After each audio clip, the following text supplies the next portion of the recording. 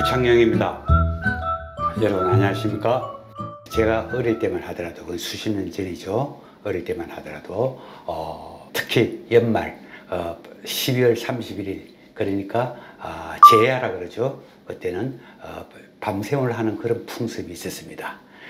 그때는 어른들이 우리 보고 뭐라 그랬냐 하면은 밤에 잠을 자면은 눈썹이 하얘진다. 눈썹이 하얘지기 때문에 잠을 안 자고 밤샘을 해야 된다, 그런 게 있었습니다. 근데 이제 그때만 해도 그게 무슨 의미인지 이제 몰랐습니다만은, 사실은 그 밤샘을 하는 데 있어 가지고 우리나라의 풍습이 있었는데, 그 유래를 잠깐 살펴보기로 하겠습니다.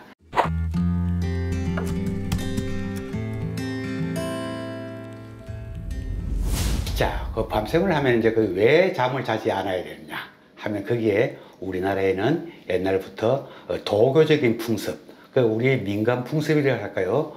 우리의 민간 풍습 중에는 도교와 연관되는 게 굉장히 많습니다. 도교라 풍습이 되게 뭐냐? 사람들이 건강하게 오래 살자, 잘 먹고 잘 살자, 오랫동안 편안히 살자 하는, 그게 사실은 도교의 가장 본 모습입니다. 이제 그때 왜 특히 연말 제야에는 밤을 새야 되느냐 하면은, 거기는 바로 그 집안에 있는 조왕신이라는 어떤 그 신과 관계가 있었습니다. 조왕신이 바로 무엇이냐? 바로 부뚜막신입니다. 부뚜막신. 아궁이에 불 떼고 하는 그 부뚜막신이, 그러니까 그 부뚜막신은 우리의 먹는 거, 이런 거를 굉장히 책임지는 그런 그 신이죠.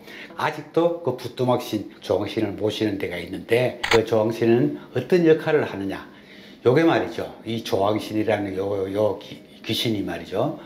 밤에 그 12월 말 정도 되면은 한 번씩, 1년에 한 번씩 하늘에 상제한테 올라가서 우리의 죄에 대해서 굉장히 고자질하는 그런 역할을 했습니다. 그런데 도교의 그 위에 신은 바로 우리에게 벌을 내리는데, 과연 착한 일을 했느냐, 악한 일을 했느냐, 생활을 잘했느냐 못했느냐에 따라서 하늘에서 벌을 내리는데, 바로 거기서 언제 내려오느냐? 바로 12월 말 제야 밤에 내려오는 겁니다. 그 부뚜막신이 내려와서 뭐냐면은 하늘에 가서 당신의 죄를 고했더니 몇 점을 받았다. 당신은 앞으로 요만큼 수명이 줄어든다. 그런 역할을 했는 겁니다. 도교에서 그걸 사과신 신앙, 이렇게 전문적으로 그렇게 얘기를 하는데, 뭐냐면은 도교에서는 인간의 수명을 대개 120세 정도로 봅니다. 거기서 만약에 죄를 짓는다거나 나쁜 일을 하면은 거기서 그 수명을 깎습니다. 그래서 그 죄를 많이 지었느냐 적게 지었느냐에 따라서 그 사람의 수명에 영향을 주는 겁니다. 그래서 이제 12월 말 정도 되면은 제야 때는 이제 그 조왕신이 내려와서 있었기 때문에, 우리는 집안에 불을 환히 켜고 그 조왕신을 기다리는 겁니다. 그 조왕신이 내려와 가지고 우리에게 자, 이래 했으니까 당신은 이렇게 벌을 받는다. 안 그러면 좋은 일을 많이 했으니까 복을 받는다. 먼저 이런 식으로 알려주는 겁니다. 그래서 사실은 12월 31일 이렇게 제야의 밤에 밤을 새는 이유는 바로 경건하게 하늘의 뜻, 그 상제의 명령을 받게 되는 겁니다. 바로 거기서 밤샘을 하는 풍습이 생겼다고 합니다. 그래서 거기서 소위 말해서 눈썹이 하얗게 샌다. 이건 뭐냐면 갑자기 노인이 돼버린다는 거예요. 살날이 얼마 안 남았다는 겁니다. 그만큼 나쁜 일을 많이 했으면은 눈썹이 새어진다. 그렇게 많이 늙어진다. 살날이 얼마 남지 않는다. 자, 이런 의미로 통용이 되었습니다. 그래서 사실은 그런 것이 우리 역사상으로 쭉 내려오면서 생활에 스며들어 가지고 연말에는 밤을 새는 그런 풍습이 생겼다고 합니다. 자, 그뿐만 아니라 꼭 연말이 아니더라도 밤을 새는 풍습이 있었습니다. 특히 조선시대, 고려 말부터 조선시대에 거쳐 가지고 그런 풍습이 쭉 내려왔는데, 거기를 갖다가 수경신이라고 합니다. 수경신이라면 뭐냐면은, 경신이 날은 밤에 잠을 자지 말아야 한다. 우리가 날짜에 있어가지고 날짜에 있어서 60진법으로 가다 보면 경신일이 있습니다. 경신일 60일 만에 돌아옵니다. 60일 만에 돌아오는데 1년에 그러니까 한 6번 정도가 있습니다. 그 경신일에는 특히 잠을 자지 말아야 한다는 그런 풍습이 있었습니다. 자, 그게 어디서 생겨났느냐? 여러 가지 그 도교적인 경전이나 여러 군데 나오는 것이지만은 사람의 몸에는 세 마리의 아주 나쁜 벌레가 들어있다고 합니다. 그걸 삼시충이라고 하는데 그것이 바로 이마 쪽에 하나, 뇌 속에 하나 있는데 그걸 이마 쪽으로 표현을 합니다. 그 다음에 가슴 명치 위에도 하나 있고, 그 다음에 배꼽 밑에 단전에도 있는데 거기도 그 벌레가 있었다고 합니다. 그 세 마리 벌레를 삼시충이라는데 그 이름이 팽그, 팽질, 팽교라고 합니다. 이 녀석들이 그 역할이 뭐냐면은 경신일날 바로 하늘에 올라가서 아까 말한 상제님한테 우리의 죄를 고자질하는 겁니다. 저 사람이 어떤 죄를 졌다, 어떤 악행을 했다는 걸 막 고자질을 하는 겁니다.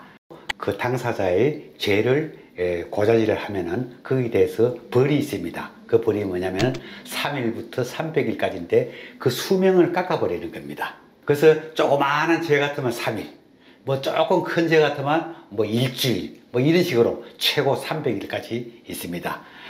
그래서 아마 굉장히 그 사람이 악한 짓을 많이 했다든가 큰 나쁜 점수를 받으면은 1년에 경신일이 6번이죠. 6, 3, 18, 1800일까지 수명이 줄어드는 그런 효과가 있는 겁니다. 그러니까 사람은 착한 일을 많이 해야 된다 하는 그런 결론이 나오게 되는 거죠. 그래서 아마 그걸 갖다가 120년에서 그 수명을 이렇게 줄여나가는 그것이 바로 삼시충이 하늘에 올라가서 상제한테 고할 때 받는 벌이 되는 겁니다. 그런데 그때 반드시 그 경신일 날 사람이 잘 때 올라간다고 합니다. 자지 않고 아주 쌩쌩하게 돼 있을 때는 올라가지 않고 못 올라가는 거예요. 못 올라가는데 잘 때 간다고 합니다. 그래서 사람들은 그 바로 풍습에 따라 가지고 그날 잠을 안 자는 겁니다. 그걸 수경신이라고, 그것을 경신일을 지킨다 해가지고 수경신이라고 그랬습니다. 그래서 1년에 6번 그 경신일 날에는 잠을 자지 않습니다. 그러면 잠을 자지 않으려면 어떻게 해야 되느냐? 24시간 잠을 자지 않아야 되는 거예요. 그래서 술을 먹는다거나 노름을 한다든가 친구들하고 모여서 있다든가 안 그러면 노래하고 춤을 추다든가 하여튼, 그래서 특히나 아주 막 심지어는 어떤 일까지 있었나, 자기 집에 불까지 질러가지고 그 불구경, 불난 구경을 하면서 밤을 새우는 그런 풍습도 있었다고 합니다. 그래서 세 가지 그 벌레를 꼼짝 못하게 만드는 거예요. 그래서 올라가서 고자질을 하지 못하게 원천 봉쇄하는 작전을 거의 얘기를 합니다. 근데 이제 이것이 이제 왕실에서도 고려 말에부터 시작해가지고 아마 성종, 연산군 때도 많이 성행을 했습니다. 특히 우리가 잘 아는 연산군은 경신일 날은 그냥 이것이 그 벌레가 못 올라가는 게 아니라 막 그것을 기화로 해서 한번 잘 놀아보자, 실컷 놀자 해서 아주 그냥 그야말로 띵까당 하면서 잘 놀고 그랬습니다. 그래서 사실은 조선 유학자들, 그 선비들, 안 그러면 관료들에게 그러지 마십시오 하는 말을 많이 들었지만은 연산군이 뭐 그런 데 신경 쓸 사람 아니죠, 그죠? 뭐 성종 때도 그런 일이 있었고, 그래서 굉장히 유행을 했습니다. 그런데 그걸 한 3번 정도만 경신일을 3번 연속으로만 이렇게 지키면은 굉장히 정신도 맑아지고 건강도 좋아진다고 했습니다. 그래서 한 1년 정도, 그 6번 내지 7번을 이렇게 경신일을 제대로 지키고 나면은 아주 뭐 몸도 건강하고 하는 일도 잘 되고 아주 행복하게 살 수 있다는 그런 게 있어가지고 경신일을 지키는데 굉장히 신경을 쓰고 그랬습니다. 그래서 밤샘의 풍습이라는 것이 이제 그런 식으로 생겼고요. 근데 이제 조선 영조 때 와가지고는 영조가 그런 짓을 하지 말자. 우리가 경신일 지키는 거 하지 말자 이렇게 해가지고 경신일이 많이 줄어들었다고 합니다. 날부터 저 중국의 사서에도 나오지만 춤추고 노래하고를 굉장히 좋아했다 그러죠. 그리고 또 우리 대한민국 사람은 요새 잘 나타나듯이 세계적으로 가장 밤에 잠을 안 자는 사람들입니다. 밤에 잠을 안 자는 사람들입니다. 밤에 잠을 안 자고, 근데 외국에 나가보면요, 사실 밤 8시, 9시 되면 참 굉장히 조용합니다.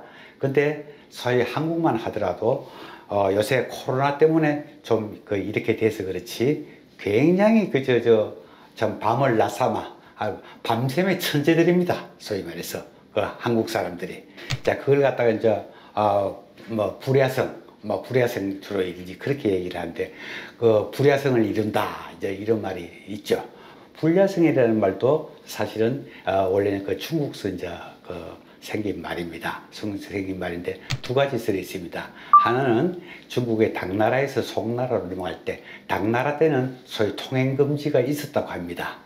근데 이제 북송이 되면서 이제 송나라 때, 남송 북송인데 이제 이제 송나라 때 굉장히 산업이 발달했어요. 산업이 발달하고 그랬는데 그때만 하더라도 통금이 없었다고 합니다. 그래서 재래시장이나 이런 데 보면은 밤새도록 사람들이 그렇게나 사람들이 들끓고 시끌벅적하고 그랬다고 합니다. 거기서 생겼다는 이런 말도 있고, 또 하나는 한서지리지, 중국의 방고가 쓴 한서라는 책에 이래 보면은 그때 지금의 산동성이 있는 곳에 마침 동래군 불야현이라는 그런 데가 있었답니다. 거기는 밤이 돼도 이렇게 훤했다고 합니다. 그 불야현이라는 곳이 있었다 이렇게 해서 불야성 이렇게 이름이 붙었다고 합니다. 소위 말해서 한국 사람이 다이내믹합니다. 어떻게 보면 조용한 아침의 나라가 아니라 아주 다이내믹한 그런 민족이 바로 한국 민족입니다. 우리가 조금 전에 제가 말씀을 드렸듯이 아까 수병신 풍습이라든지 조왕신 풍습이라든지 이런 것이 우리 생활에 아주 서서히 스며들어서 하나의 민족의 어떤 DNA까지를 만들지를 않았나 하는 그런 생각이 듭니다.